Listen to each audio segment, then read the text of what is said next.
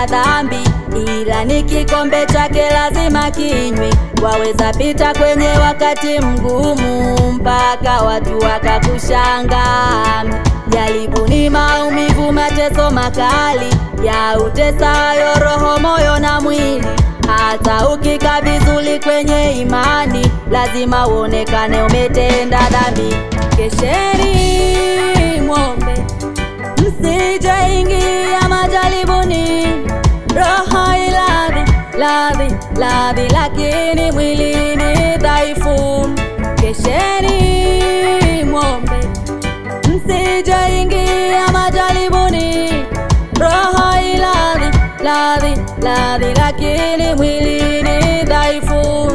Kesheni muombe, msije ingia majaribuni.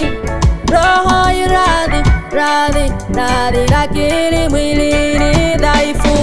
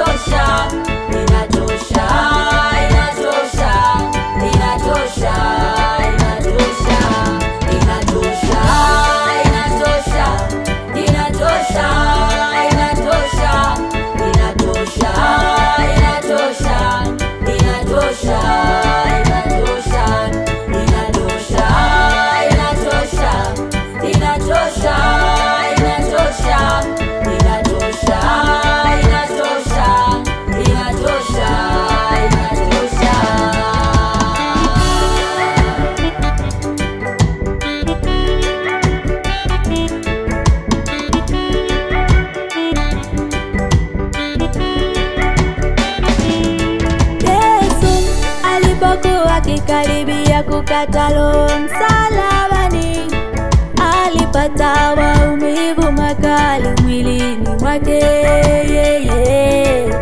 Alifadhaika sana, aliugua sana, mwili wake wote ulikuwa umekufa.